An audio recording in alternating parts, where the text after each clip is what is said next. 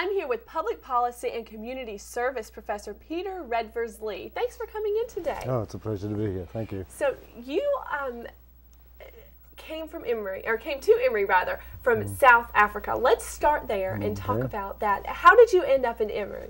Well, it's a fairly long story. I originally, I grew up in South Africa and I left there when I was in 1985 after working for a little while as a journalist. Why did you leave? Quite a few reasons. Journalism in South Africa was getting pretty rough. There's a lot of problems going on. And I also wanted to continue my studies in journalism, and there wasn't that many opportunities in South Africa, so I came over to Mississippi of all places. To Mississippi, wow. So it's kind of like a one extreme culture to another, right? Well, I think there's a lot, they share a lot of similarities historically. How so? A lot with racial problems, and very similar in that regard.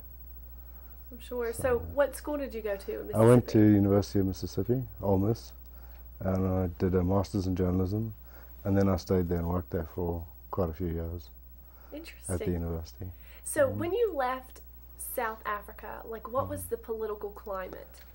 I left at the height of the unrest, and I was a journalist in a newspaper right in the middle of one of the hottest parts of the country of resistance to apartheid, very close to where Nelson Mandela's from, a city called Port Elizabeth. And there were lots of really bad things going on, lots of riots and lots of people getting murdered and shot, and lots of things happening to journalists.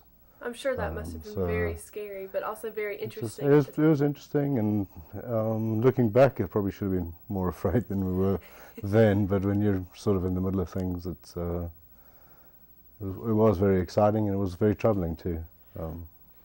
Is there one story that kind of stands out in your mind that maybe you covered, or maybe something you saw firsthand working as a journalist in South Africa during that time? There were just so many. There were so many things. The thing that really sticks in my mind a lot still is the day that I was actually working in that newspaper as a cadet, and I had to leave and go back to Johannesburg to work on the newspaper that had sponsored me. And the day I left, 14 people were killed they were shot in the back by the South African police. The day that I was driving out, I heard it on the radio. Oh my goodness. But there were many incidents like that, and lots of people I knew who bad things happened to. So it was a period of about 8 months that were pretty intense. But I left and came over to the US not too long after that. So were you glad to leave? Mixed emotions. I was, at that stage, not sure whether I wanted to come back or not. The South African issue for white male South Africans is really complicated because of military service. And I knew for sure that I didn't want to serve in the military again. So that was definitely a factor in leaving and deciding whether to come back. So then you left South Africa, went to Mississippi to get your bachelor's? I got a master's in journalism. A master's in journalism. And I switched over from newspapers to magazines. They just started a new program sponsored by Meredith Corporation and in magazines, and so I went into that. So working in journalism, how did you get into public policy and community service? I worked for a while as an editor at the University of Mississippi, and then I started to go back to school, and that's how I slowly moved out of journalism and into policy and public service. But there actually is some similarities, and journalism obviously is dealing with public policy all the time, and some of the stuff that I was doing at the University of Mississippi was drawing me more and more to community service, and as well as some of my experiences in South Africa working with people in community organizations. So that's always been was always a part of me. When did you realize that you wanted to teach public policy?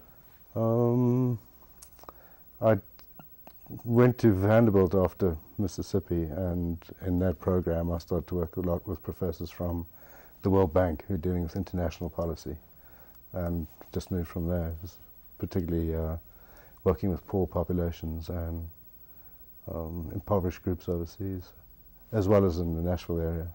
I bet you bring a very interesting viewpoint because you have a different view. From South Africa, you saw kind of injustice over there, and then you can see it over here, and maybe do you compare a lot of? I try to make those connections and also try to see what sort of similarities there are here. This is part of one of the poorer regions in the country. It's very similar to sections of Mississippi as well. So there are a lot of commonalities in these things. So did you leave Vanderbilt and then come to Emory and Henry? Or? Yeah, so, sort of little detour in Illinois for a year where my wife had a scholarship for a year. Very interesting. So, how do you like it so far here? Oh, I love it. I grew up in the mountains in South Africa and in a small place, so I really like it. I like the small school and all the wonderful things that go along with a liberal arts college. So it's kind of like you're coming full circle, So, just not quite. I feel like it, yeah. So just in a different country. Just in a different country. Yeah. Well, thank you so much for coming today. Well, thank you very much for having me.